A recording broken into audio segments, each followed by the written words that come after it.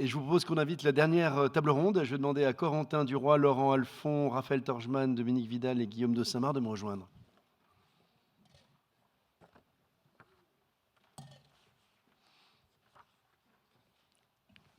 Bonsoir. Installez-vous, je vous en prie.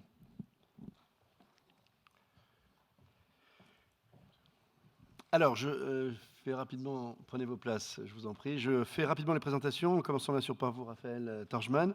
Vous êtes managing partner chez Sofinova. À vos côtés, pardonnez-moi, comme on ne s'est pas vu visuellement, pardon. Guillaume de Saint-Marc, vous êtes Senior Director Chief Technology et Architecture Office chez Cisco, dont le président a dit récemment beaucoup de bien sur la France, donc vous allez nous reprendre probablement ses propos. Corentin Duroy, vous êtes Managing Director chez Arbor West Partner. Laurent Alphon, on s'est déjà présenté, et puis Dominique Vidal, Partner Index Ventures. Alors l'idée là, c'est de se demander un petit peu finalement si le capital innovation français est suffisamment international. On peut peut-être commencer par une question un peu à chacun de vous. On fait un premier tour de table, sans question particulière de votre point de vue. Quand on dit international, j'imagine, on va entendre aussi bien dans l'état d'esprit de ceux qui l'opèrent, peut-être dans les investissements que vous faites, dans la culture, dans les ambitions, dans le mode d'emploi, si on se compare un peu à d'autres façons de fonctionner sur d'autres marchés équivalents aux nôtres. Je vais peut-être commencer, pour une fois, pas être galant avec vous, Raphaël, parce que vous êtes la seule femme du plateau, en nous disant un petit peu de votre côté, puisque vous êtes beaucoup dans les biotech, en fait, de nous dire un petit peu comment vous ressentez cette internationalisation suffisante ou non du capital innovation français.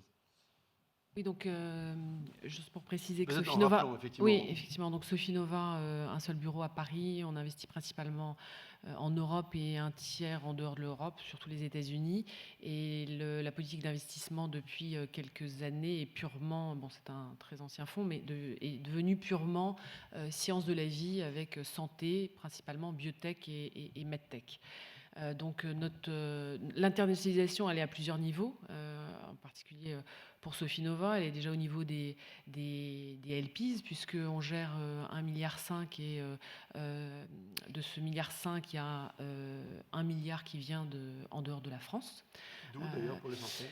D'où reste de l'Europe, US, un tout petit peu Asie, pas du tout d'Amérique du Sud d'ailleurs. Voilà, principalement. Donc Scandinavie. Et donc ça, c'est un premier point.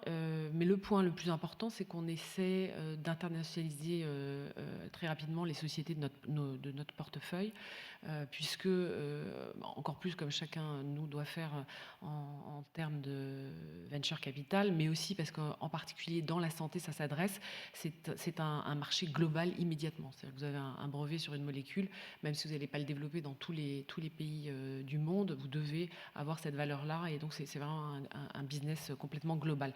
Et la façon d'internationaliser, c'est à la fois d'amener des investisseurs étrangers, co-investisseurs avec nous dans la syndication, hein, et il faut savoir que en fait, sur les investissements français qu'on a fait les 15 dernières années, on amène pour 1 euro de Sofinova investi dans ces sociétés françaises, on en amène 1,3, hein, donc de l'étranger.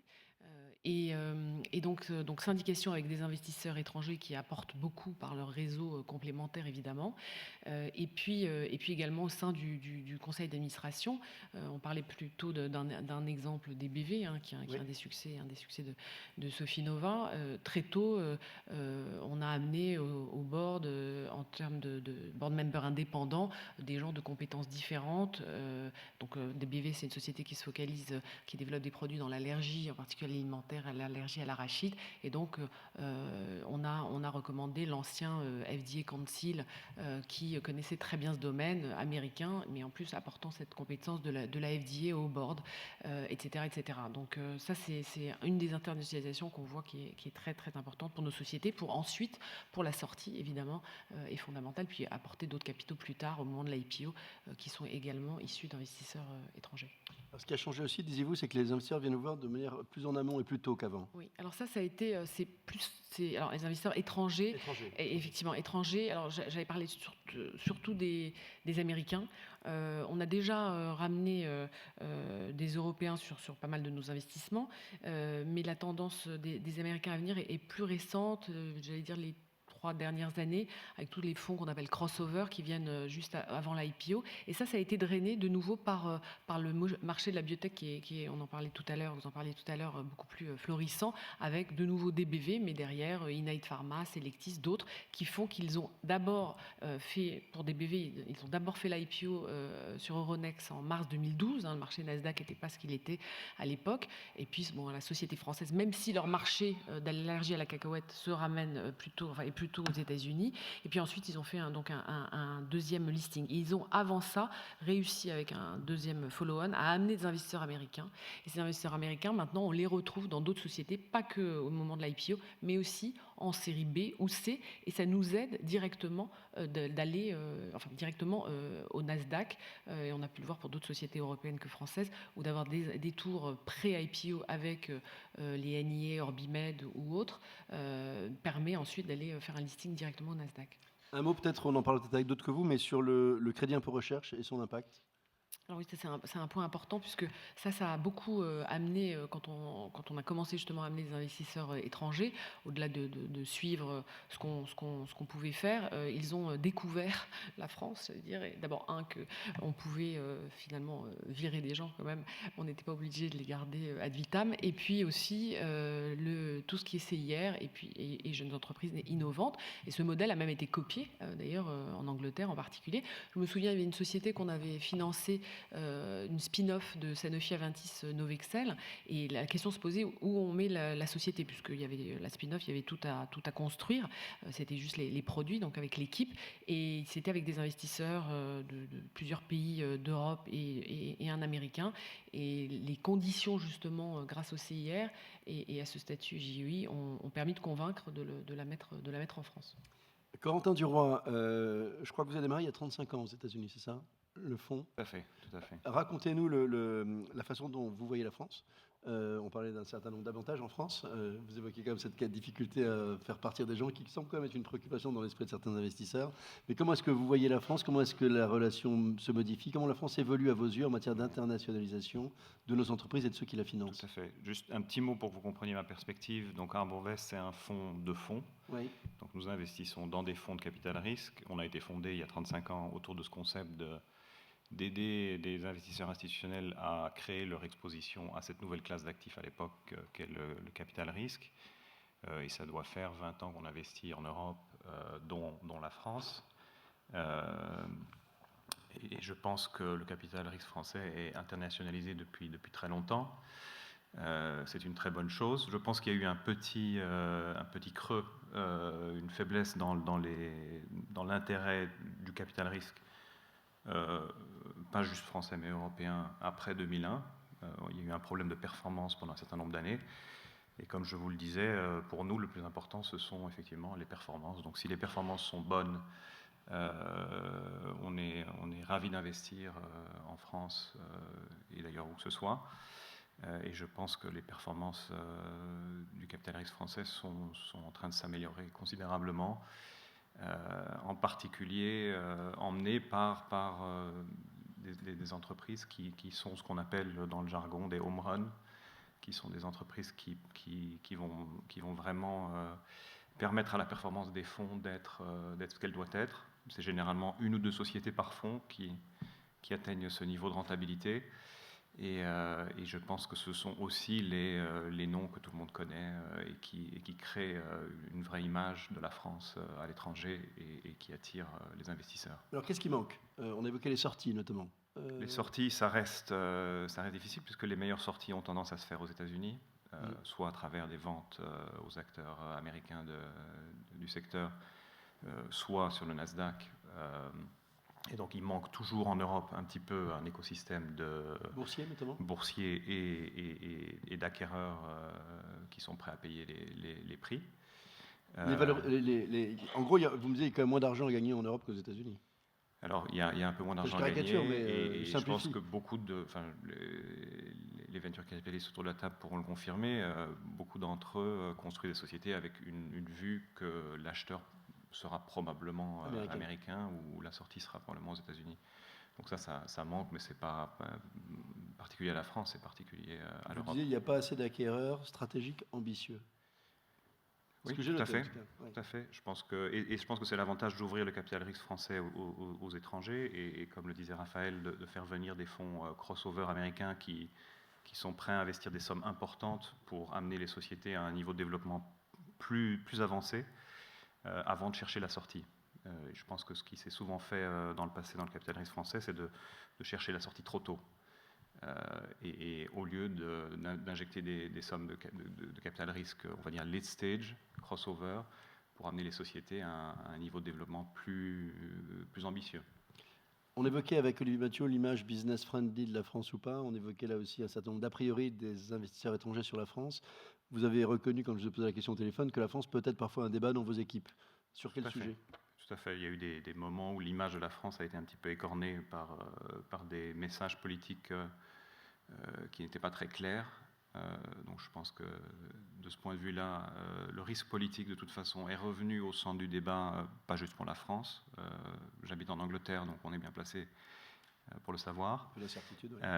Mais effectivement, il y a beaucoup de gens dans les équipes qui parlent des élections de mai en France comme étant potentiellement une barrière à l'investissement tant qu'on n'aura pas de clarté sur ce qui va se passer. Dominique, vous étiez dans un Eurostar justement et vous étiez coupé en permanence quand on se parlait, donc on a peu échangé, donc j'ai peu de billes de lancement ou de relance, mais votre point de vue du coup, on va le faire en live parce que par rapport à tous ces sujets. Très, très rapidement. La façon dont on fonctionne de notre côté index, nous, c'est 50% des équipes aux US, 50% en Europe, donc basées à Londres.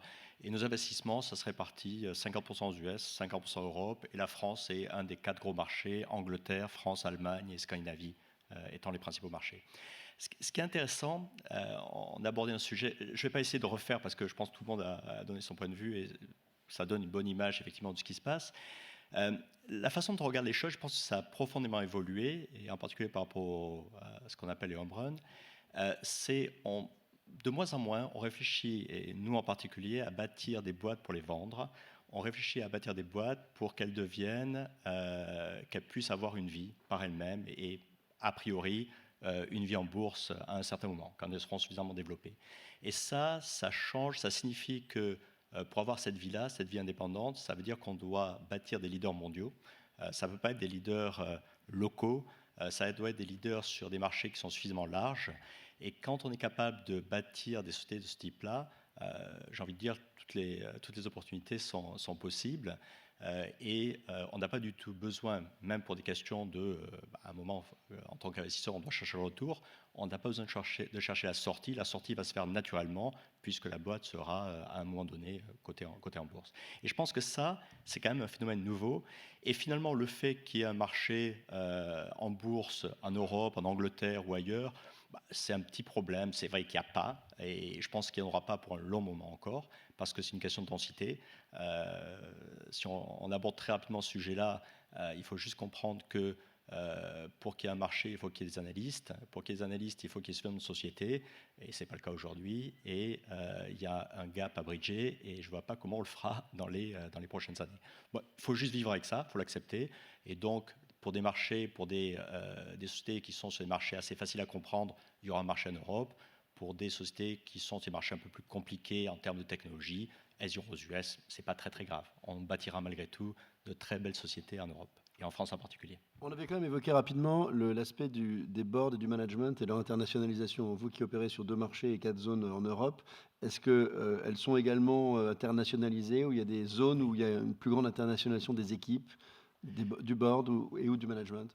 Ça vient assez rapidement et ça vient assez naturellement. Je pense que ce qui a changé, et c'est beaucoup plus facile de rendre des boîtes internationales, un bon exemple, j'ai un exemple actuellement en tête, Startup, on a fait un tour de seed et on est en train de regarder une série A, donc en général, ce qu'on appelle, c'est quand elle a levé 1,5 million, elle va lever maintenant un tour un peu plus conséquent. Et ce qui était très très intéressant, le schéma initial, c'était de partir de la France, aller vers l'Angleterre et peut-être l'Allemagne. Et en fait, la question que se posait le management, c'est de dire, mais non, c'est pas comme ça qu'il faut raisonner, on y va globalement. Parce qu'on peut avoir des partenariats globaux, et c'est pas très très compliqué à mettre en œuvre, donc on peut aller chercher très très rapidement, déployer la boîte à l'international. Et ça, c'est une question de conjoncture. Les technologies le permettent aujourd'hui, et donc pour faire ça, ça signifie, bon, si la possibilité est là, il faut l'argent. Et il faut aussi trouver les équipes, mais trouver quand il y a une belle opportunité, attirer les talents à l'international, c'est pas très compliqué. Laurent, on évoquait on vient de voir l'invasion, c'est pas une invasion d'ailleurs, mais je dirais l'engagement très massif des fonds anglo-saxons dans l'économie européenne et notamment française. Vous y voyez à la fois des menaces et des opportunités quand on s'en est par le téléphone. En fait, on peut en dire un mot. Oui, en fait, en termes d'opportunités, on constate chez nos clients et aussi chez les candidats du FAS 50 qu'on a eu un excès de prudence pendant certaines années des fonds anglo-saxons pour ne pas investir sur ces sociétés-là. Depuis 4-5 ans, peut-être le premier majeur a été Neolane, qui a été revendu par Battery à Adobe. On a vu des fonds anglo-saxons non présents en France, non présents même pas souvent au UK, uniquement new-yorkais ou de la côte ouest, investir sur des sociétés françaises qui étaient relativement peu visibles. Et subitement, on a vu des vagues comme ça d'investisseurs qui ont repéré en France 2 opportunités, probablement des niveaux de valorisation plus faibles qu'aux États-Unis, donc une opportunité de faire un multiple plus important en sortie. Et puis deuxième point, un effet dollar qui a joué dans le bon sens, puisque le coût d'investissement est plus faible. Donc ça, c'est à l'entrée. Donc on a un fort intérêt sur certaines belles pépites françaises d'investisseurs non hexagonaux à intervenir. Donc ça, c'est le côté positif. Après, pour compléter ce qui a été dit par les autres intervenants, c'est qu'en termes de sortie, on a toujours la problématique de la sortie. Donc soit c'est une sortie industrielle, et là le problème est résolu, et tout le monde est content, soit il y a la sortie boursière, et là c'est beaucoup plus compliqué. En France, on a accompagné 2 sur 4 des introductions au Nasdaq ces 2 dernières années, mais on parle que de 4 opérations en 5 ans. Donc c'est extrêmement faible comparé aux 100 que la speaker israélienne nous a présenté tout à l'heure. Donc on est sur des volumes extrêmement faibles, ce qui fait que soit on vit avec ça à long terme et on se dit que le marché il est réduit à Paris, ou alors on se dit qu'on a une possibilité de faire grandir ces scale-up plus loin pour les amener sur le Nasdaq et les faire grandir là-bas encore au-delà plutôt que de se faire racheter par des corporates à un stade beaucoup plus élevé. Donc de multiplier les opportunités de plus-value pour les investisseurs. Mais quelles sont les solutions dans une Europe qui a plutôt tendance, si on parle de taille de marché, dans une Europe qui a plutôt tendance à se diviser en ce moment qu'à se rassembler? Est-ce que c'est un problème éternel, cette taille de marché, si on dit que le marché français est trop petit et que, enfin, je ne sais pas que le marché français d'ailleurs, mais comment est-ce que vous analysez tous les uns les autres, d'ailleurs notamment le Brexit? Est-ce que ça a de l'impact sur vos perspectives, votre façon de réfléchir et de raisonner? Donc, le Brexit est vraisemblablement une opportunité, mais pas immédiate. Probablement que pour l'instant, il y a un certain flou. Donc, vraisemblablement, nous, ce qu'on voit chez nos clients, c'est qu'ils disent pour l'instant, on ne change pas grand-chose. Les fintechs restent quand même très orientés Londres, même si on a quelques entités qui sortent en France, mais elles sont très limitées par le pouvoir des banques françaises qui est quand même très lourd. On est sur une société qui est extrêmement bancarisée. Donc les fintechs restent quand même très orientés Londres et qu'elles ont la possibilité de se développer en Europe, elles le font à partir de Londres. Donc pour l'instant, il y a une certaine incertitude sur ce Brexit qui pourra à terme ramener des fonds vers l'Europe continentale et en particulier Paris. Mais clairement, la concurrence entre les places européennes continentales va être très forte et il faut trouver les mécanismes d'incitation. Le CIR en fait partie, le statut JEI évidemment, pour pousser ces investisseurs et ces futurs startups à s'installer à Paris et en région en France. Guillaume de Saint-Marc, je ne me souviens pas exactement ce qu'a dit votre président. Il a dit que la France pouvait potentiellement être un des premiers pays d'Europe. Quels étaient les termes exacts? Ça a beaucoup surpris, et heureusement surpris d'ailleurs, dans une visite récente sur le jugement qui porte sur le génie de l'entrepreneuriat, notamment numérique français. Qu'est-ce qu'il a dit et quels sont vos projets? Français, entrepreneur. France is the next big thing, je crois, il a dit quelque chose. France is the next big thing. Et c'est vrai le pensez sincèrement? Oui, alors moi j'ai souvent beaucoup de questions. Donc tout d'abord, juste pour que vous compreniez ma perspective dans ce tour de table, et je suis désolé, moi j'ai même pas pu être au téléphone pendant que j'étais dans l'Eurostar. Mais donc moi je dirige je m'occupe de la forêt tropicale, pour reprendre la présentation précédente, donc du centre d'innovation d'équipes dans plusieurs parties du monde, mais je suis basé moi-même à Paris, donc j'ai la chance de conduire les équipes d'innovation de Cisco en France, à un moment assez passionnant pour nous, puisque effectivement Cisco a beaucoup investi et va continuer à beaucoup investir dans notre pays. Donc je crois que la vision pour comprendre la vision de John Chambers, qui est très profonde, qui est très sincère et qui est assez géniale, je pense, ça part vraiment d'une analyse. On a beaucoup parlé cet après-midi de Facebook, Google, Apple et autres, et il faut vraiment comprendre que ces géants qui sont aujourd'hui les new incumbents, comme on dit, donc ceux qui sont établis, c'est plus les nouveaux, hein. Ils sont là depuis un moment, ils sont très très dominants, c'est les premières capitalisations au monde. Ils font partie de l'ère de l'information qui a dominé depuis 15 ans, un cycle 15-20 ans. Et il y en a complètement différent qui commence, qui est celui de la digitalisation. Et je pense que c'est important d'avoir cette clé de lecture parce que sinon on pense que tout est pareil et que ça va continuer. En fait, il y a une grande rupture qui s'opère. Et le cycle de la digitalisation, c'est un point de réentrée pour tout le monde. C'est-à-dire qu'on peut rebattre les cartes. Et on disait tout à l'heure, il y a beaucoup de gens qui pensent à devenir milliardaires dans la Silicon Valley. Nous, on a peut-être un peu plus d'appétit en Europe pour entreprendre et relancer un grand cycle industriel. Et donc, ce cycle de la digitalisation s'offre à nous, et c'est ce que je pense quelqu'un comme John Chambers sent. C'est-à-dire qu'il dit, finalement, la digitalisation, c'est la possibilité de numériser l'économie classique, de la renumériser. Donc, on n'est pas dans les new economy et ainsi de suite. On se tourne vers des grands secteurs industriels où la France au siècle précédent a eu des grands succès établis des grands acteurs, et comment on peut les numériser, donc numériser le monde réel, le rendre programmable, l'augmenter, le rendre beaucoup plus productif. Et c'est ça qui est passionnant, et je pense que tout notre effort aujourd'hui, donc Cisco étant bien sûr un corporate comme on dit, on a eu un cycle d'affrontement assez violent, start-up versus corporate, où on a vu des petites start-up disrupter des domaines entiers, et c'est avec des métaphores assez violentes. Et je pense qu'on rentre dans un cycle assez différent où on est, nous, beaucoup plus dans une logique start-up plus corporate, donc des acteurs établis qui vont s'augmenter de la capacité d'innovation des start-up pour se réinventer. Et donc c'est le modèle qu'on pousse avec, au passage, une capacité à la fois d'acquisition et d'investissement. Je ne suis moi-même pas directement en charge des investissements, je travaille de manière très proche avec nos collègues en charge du portefeuille. Voilà, donc Cisco joue son rôle. Je crois que dans la recherche aussi, dans notre dialogue avec le gouvernement français, de capacité à proposer des fonds et de l'investissement en France, voilà l'aide d'un acteur comme Cisco qui est capable. Nous, on est plutôt sur ce qu'on appelle les séries C, donc les tours quand ça commence à monter dans les tours, et justement au moment où on passe de ce qu'on appelle l'état de start-up à scale-up, avec la possibilité de résoudre un petit peu l'équation du marché qui est compliquée. Alors pas aussi compliquée qu'en Israël, enfin là au moins c'est clair, il n'y a pas de marché, donc il faut aller forcément, il y a beaucoup de technologies, il y a incroyable talent en Israël, mais il faut tout de suite aller à l'extérieur. En France, il y a un marché, bien sûr, mais c'est vrai que le sens de l'engagement de Cisco, c'est aussi de proposer très rapidement aux acteurs de cette économie digitale qu'on voit surgir, parfois à Montpellier d'ailleurs, très, très belle ensemble de start-up là-bas avec lesquels on travaille, voilà, de rapidement accéder à des marchés mondiaux, parce qu'il faut croître très vite, et effectivement, la logique ne peut pas être que franco-française. On a eu tout à l'heure avec notre amie israélienne son explication, en tout cas, du succès de ces talents israéliens. Si je vous demandais le même exercice sur les talents français, qui fait que John Chambers pense que France is the next big thing, ça se résumerait à quel type d'ADN ou quel type de talent ? Alors, je pense qu'il y a un alignement de planète qui est heureux pour nous, et il faut qu'on le saisisse. Alors, c'est comme toutes les fenêtres d'opportunité, elles sont ouvertes pendant un moment, donc il faut y aller. C'est un vrai cocorico. J'ai quelques équipes aussi en Israël, donc c'est un écosystème fascinant, je peux un peu comparer. Je pense qu'en France, on arrive au bon moment avec à peu près la bonne équation. D'abord, on a peut-être encore une fois envie de rebondir, on a peut-être envie de créer des choses, donc c'est le moment.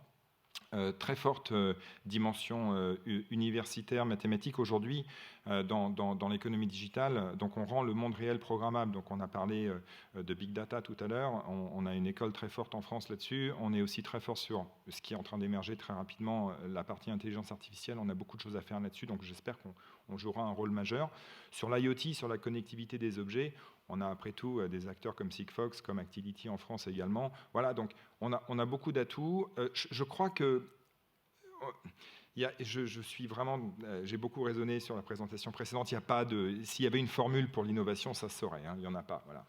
Après, il peut y avoir des éléments qui favorisent, mais un élément essentiel, c'est la diversité. Et je pense qu'en France, on a aussi cette au-delà du crédit impôt recherche, au-delà de aussi beaucoup de gens que je croise qui utilisent, on parle toujours du chômage qui est un fléau dans notre pays, mais c'est aussi la possibilité pour des gens de, pendant 2 ans, financer leur start-up, et ça on en parle un peu moins, mais finalement c'est quand même une super puissance. Ça fait partie des caractéristiques du pays. Mais je dirais, pour revenir un petit peu à ce qui peut être l'ADN de la France, moi j'ai envie de dire que notre capacité à avoir des raisonnements généralistes et divers, c'est justement ce qui peut nous permettre d'innover à un moment où les codes vont changer, des cycles industriels nouveaux vont arriver, il va falloir être capable de lire très vite, de comprendre très vite. Donc je pense qu'on a ce côté généraliste en France qui fonctionne bien aussi. Merci beaucoup. Il est assez tard, mais je voudrais peut-être prendre 1 ou 2 questions, mais peut-être juste un dernier tour de table d'1 minute chacun, ou 30 secondes, puisque le titre de notre table ronde, c'était l'internationalisation du capital innovation français. Si on voulait le rendre encore plus international, ce capitalisme français, en 30 secondes chacun, vous suggéreriez quelle priorité? Si on n'avait un seul message sur ce thème. Raphaël. Je me lance. Je pense que de nous laisser investir en tant que fonds français en dehors de la France amène beaucoup d'internationalisation pour nos sociétés françaises. C'est-à-dire que nos LP, et il y a certains LP français qui voudront qu'on investisse qu'en France, et je pense que le fait, et c'est le modèle de Sophie Nova, d'investir à l'extérieur nous permet de ramener des co-investisseurs en France, également du management, des talents qui vont venir en France. Donc voilà, c'est Corentin. Je suis tout à fait d'accord. Je pense que c'est le fait de justement de ne pas se focaliser sur le capital risque franco-français, mais d'avoir une vision européenne à un moment où d'autres pays vont justement se recroqueviller sur eux-mêmes. Je pense que c'est la chance de la France de faire l'inverse. Dominique? Je crois que moi je viens toujours au côté éducation, c'est juste expliquer ambition, expliquer que c'est possible et y aller, et l'argent arrive. Laurent? Je pense qu'il y a un changement de culture chez l'entrepreneur français qui se fait. Il y a quelques années, vous aviez une jolie start-up, on vous proposait 3 millions d'euros pour la vendre, vous la vendiez. Il y a 5 ans, c'était 30 millions. Aujourd'hui, 300 millions, c'est certain que vous la vendez en France. En Israël, à 3 milliards, ils la vendent probablement. Et aux États-Unis, c'est peut-être à 30 pour l'introduction en bourse de Snapchat. Donc voilà, c'est voir plus haut, parce qu'on est dans un monde global et que si on veut aller loin, il faut prendre un risque lourd au départ. On termine avec vous. Bon, je vais dire un mot. Je pense qu'il faut être capable. Donc, il y a des nouveaux codes qui sont nécessaires, des nouveaux process pour réussir ce cycle qui commence. Je pense que les approches de co-innovation sont fondamentales. Donc, on a souvent eu l'habitude d'innover dans son coin et puis de dominer. Je pense qu'aujourd'hui, on a parlé de ville intelligente, de smart city, pour prendre cet exemple, qui est un autre focus, ou cybersécurité. C'est un sujet extrêmement complexe. Personne ne gagnera tout seul. Et je pense qu'il faut apprendre à travailler à plusieurs en s'ouvrant. Et peut-être prendre une part d'un gâteau beaucoup plus gros que d'essayer de garder pour soi un gâteau tout petit. Voilà. Donc, et ça se fait avec beaucoup d'internationalisation.